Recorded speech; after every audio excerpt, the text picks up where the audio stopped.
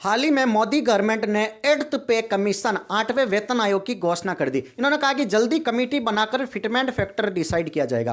तो एक वर्ड आता है दैट इज फिटमेंट फैक्टर क्या है और 8वां वेतन आयोग ये क्या लफड़ा है। तो देखिए वेतन आयोग 8वां वेतन आयोग 7वां वेतन आयोग पहले हुआ था। तो इनमें क्या होता है कि सैलरी इंक्रीज की जाती है। आपकी जो आमदनी होती है सरकारी कर्मचारियों की वो सैलरी को डिसाइड किया जाता है, सैलरी को इंप्रूव की जाती है, मिनिमम सैलरी भी डिसाइड की जाती है। पहले जैसे 7,000 थी, 7वें वेतन आयोग में 18,000 कर दी गई। तो अब पॉसिबिलिटी है कि कितना फिटमेंट फैक्टर रखा जाए। फिटमेंट फैक्टर क्या होता है, एक तरीके से मल्टीप्लायर होता है, एक तरीके से मल्टीप्लायर होता है which decide pension and salary. समझ लो, multiplier which decide pension and salary मतलब उस नंबर से मल्टीप्लाई कर लो, आपकी बेसिक सैलरी डिसाइड कर ली जाएगी। तो 18,000 है तो कोई कह रहा है 1.7 रख देंगे, तो 18,000 को 1.7 से गुणा कर दो, 18,000 तो इससे लमसम आपकी 29 से 30,000 1.7 फैक्टर पर होती है। कोई कह रहा है 2.4, अभी तो कोई श्योर नहीं है, गवर्नमेंट क्या डिसाइड करती है, मतलब मल्टीप्लायर होता है एक तरीके से। Thank you so much. Salary revise होगी, उसमें फिटमेंट फैक्टर का काफी इंपॉर्टेंट यूज होता है। तो 7th पे कमीशन, अब जो 8वां वेतन आयोग लागू हो रहा है उसमें फिटमेंट फैक्टर का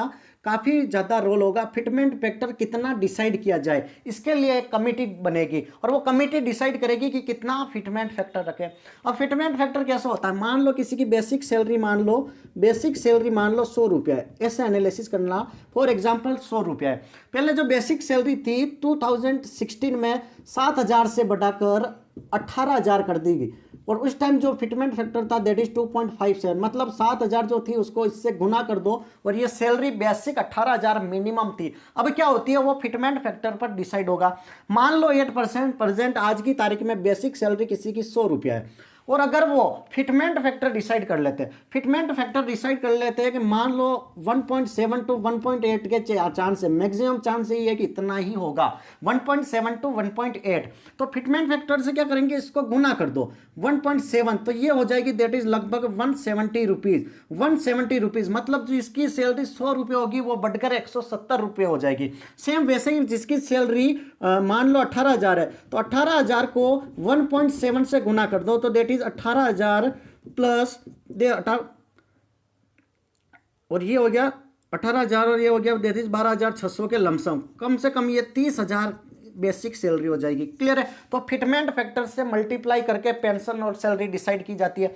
यहां तक क्लियर है। अब इसका फर्क क्या पड़ेगा, देखो इससे क्या होगा, जैसे ही 8th पे कमीशन में फिटमेंट फैक्टर डिसाइड होगा, जो 8% आपका डीए चल रहा है 53%, ये डायरेक्ट हो जाएगा दैट इज 0, डीए डायरेक्ट 0% हो जाएगा। तो मान के चलो 100 रुपया सैलरी और 53 रुपीज आपको डीए भी मिल रहा है, तो 1.53 तो 8% आपका फिटमेंट फैक्टर है, 1.53 तो है, तो कम से कम अंदाज लगाया जा रहा है कि 2 से ज्यादा हो जाए, 2 पॉइंट में चली जाए, पर चांसेस कम है क्योंकि ये इकोनॉमी भी तो देखनी पड़ेगी, अर्थव्यवस्था भी तो देखनी पड़ेगी। इकोनॉमी देखने से मतलब ये है कि अगर ज्यादा फिटमेंट फैक्टर दे दें तो कंट्री के ऊपर बहुत ज्यादा हो जाएगा, क्योंकि लास्ट टाइम 1 लाख करोड़, कितना 1 लाख करोड़ का आया था और इस बार अगर फिटमेंट फैक्टर 1.78 रखे तो भी लगभग 2 लाख करोड़ का भार एक्स्ट्रा आएगा, 2 लाख करोड़ का एक्स्ट्रा आएगा।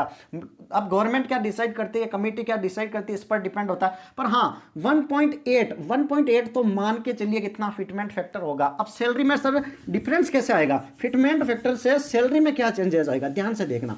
मान लो ये सैलरी अभी 8% 100 रुपया है, इस पर डीए मिल रहा है 53%, तो हो गए 53 और 9 18 27 ये एचआर है, तो मान लो 9-10 रुपये, तो अभी एक मान के चलो अप्रोक्सीमेट सैलरी चल रही है वो है 163 रुपये के लमसम, 162 रुपीज। ठीक है। अब इन्होंने क्या किया, इस पर फिटमेंट फैक्टर अप्लाई कर दिया 1.7 का मान के चलते, तो 100 रुपये यहाँ पर कितना हो गया, मिनिमम बेसिक 170 बेसिक हो गया। अब शुरू में तो डीए यहाँ पर ये 0 हो जाएगा, लेकिन एचआर है तो ये इस पर 9 रुपया मिलेगा, तो कितना हो गया, तो भी अगर बढ़ के 15 से 20 रुपये होता तो भी ये सैलरी आपकी जाती है 185 के लमसम, 185, तो 162 से 185 1.7 फैक्टर रहते हैं तो भी इसमें कितना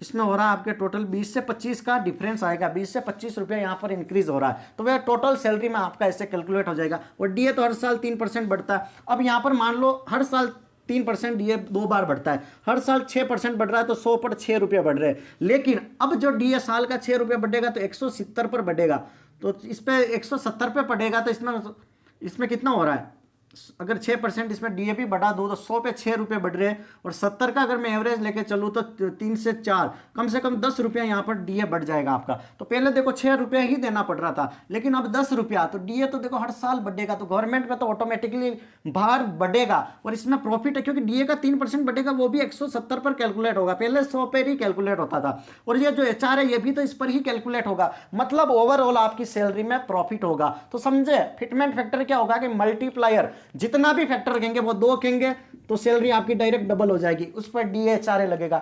ठीक है, अगर 3 का फैक्टर देते, 3 का तो इम्पॉसिबल है, 2 पॉइंट में भी मेरे को नहीं लगता है कि इतना हो जाए, क्योंकि लॉसेस काफी ज्यादा है, इंडिया अभी भी काफी घाटे में चल रहा है, तो इतना तो नहीं करेंगे। हाँ, मैक्सिमम पॉसिबिलिटी 1.75 टू 1.95 इस रेंज तक अगर ये डिसाइड कर सकते हैं, इससे ज्यादा चांसेस बहुत कम है। Thank you so much. Channel पर नए हो तो लाइक से सब्सक्राइब जरूर करें।